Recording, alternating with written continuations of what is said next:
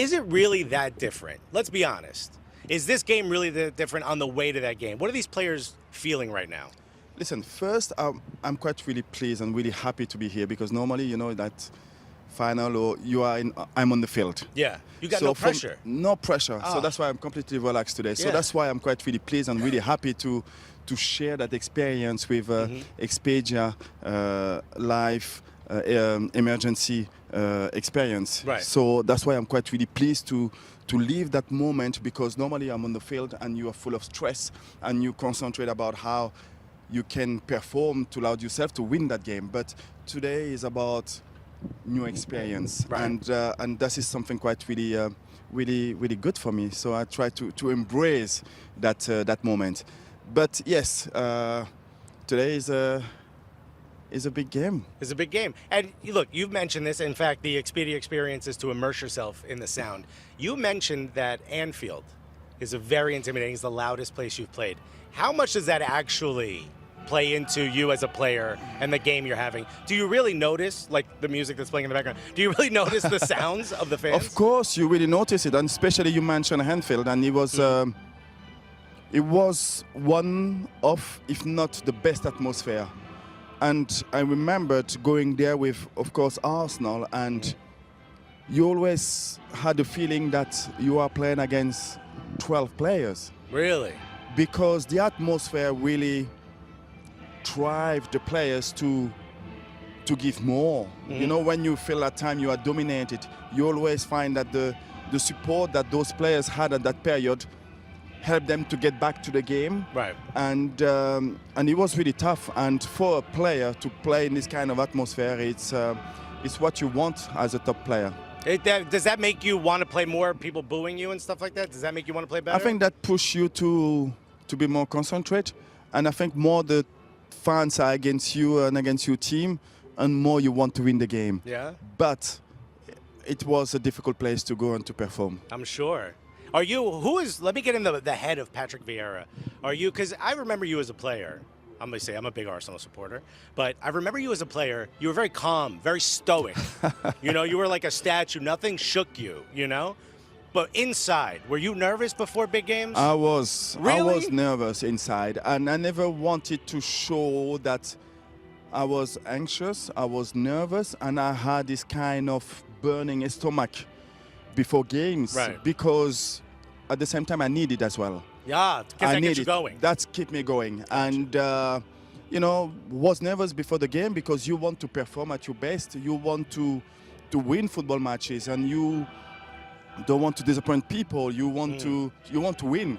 So you put in this kind of pressure, and then when you're on the field, when you are working through the tunnels and you get on the field, the first touch was quite really important for me because the first touch was try not to lose the ball. That is how I was starting to build my confidence into the game. But the nervousness and the pressure always there. If I didn't have that, you might not have played as well? I might not play well at all. That's interesting. I need that to perform at the level. Because I'm a stand-up comic. I never get nervous about being on stage. Never? Never. Doesn't matter who's in the audience. Well, Doesn't matter how many people. That's a special talent that I didn't have. No, that's because they don't boo. Ain't nobody booing yet. That's not until I tell my first joke, and then they start booing. So that's interesting, that the nervousness. When did the rub thing start? The cream?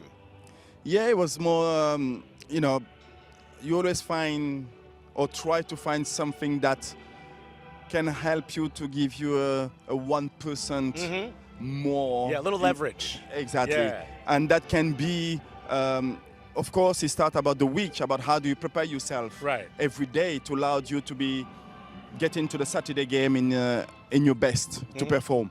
And I had these kind of things where sometimes, because I was getting it a bit maybe anxious and difficulties breathing a little heavier? to breathe heavier, yes.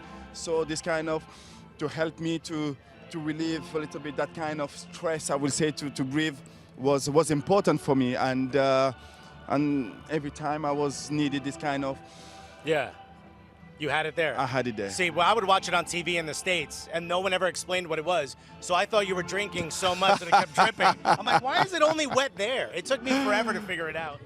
Well, listen, you've played in a lot of important games. We talked about whether you're nervous. You also played not only for Inter, you also played for Manchester City. Those are the two teams that are going to be here. What do you, when you look at this, no one is giving Inter much of a chance. Everyone's saying Pep, Pep, Pep, Manchester City, Manchester City. What do you think Inter has to do? Listen, I think that Inter will like to be in that position where all the focus is on Manchester City. I think Inter will be really happy that everybody is talking about Manchester City to win the Champions League. Right. But they will be ready for it. Yeah. They will be tactically well disciplined, well organized. They will defend for all the games if they have to and wait that moment to do this kind of offensive transition to really hurt City. They will have to be really aggressive. They will have to be well disciplined. And the big challenge for them is to play the game with not making any kind of mistakes. Because if they make defensive mistakes, they will be punished by this City team. Yeah. City playing really well. And City will be really patient to move the ball around. They will make them run. And they may gonna score in the 95 minutes. But City will have to be at their best if they want to beat Inter tomorrow. They're so defensively sound. It's such a difficult team to break open. It is a difficult, and Italian teams, there's no worse teams to play against. Italian teams. Yeah, the Catenaccio. The Catenaccio, and they will do it really well. Yeah. And what makes this Inter team even more dangerous is that they have quality individual talent to really hurt any teams in this kind of offensive transition. Right. So I'm not going to ask you who you think is going to win. Listen, it will be really crazy and difficult to predict. Yeah, but I'm going to ask you, based on food alone in the city, who do you think wins, Milan or Manchester? I think when you're talking only about just food, this is food only. This is only food only. Listen, my experience in Italy was unbelievable. Yeah. I think the food, the way they live their life, the Italian culture is quite really good. But Manchester today is completely different from Manchester 20 years ago. Very different, yes. So going to Manchester, you will find some really interesting place where you can really enjoy your food. Right. And where you can go out and have a really good drink. And if you like to party, it can be a really good place to party as well. I'm a New Yorker. So you must like it very much. I don't like going to bed until the sun's back up, you know? And if you have any trouble, you can ask Mika Richards, because he's a guy that you can ask if him. someone knows where to eat, it's Micah Richards. No to eat, disrespect. yes. Not to party, but to eat. Yeah. Did you ever play against Micah? No, your time I finished my career at City. Yeah. And Mika was at City. Yeah. And this is when I realized that football can be really difficult when you have Mika playing next to you. Didn't help you out, huh? Not at all, especially with the ball. Now he does the same thing on TV now. He's not helping any of those guys out. Yeah. The one question I want to ask is, I'm sure everybody asks you, who's the best player you've ever played with? Who's the this? Who's the best hugger that you've ever played with? Hugger, what you mean? Hug? To be honest with you, I will say that Emmanuel Petit. Emmanuel Petit? He will be there, and I will say Thierry Henry is there as well. Thierry Henry? Thierry Henry is quite a really emotional guy. People think that he's You don't realize it about him. You don't realize that, but when he hugs you, you can feel the love. Okay, well then, am I a better hugger than Thierry Henry? Come on. Am I better? He's a good one. Yeah?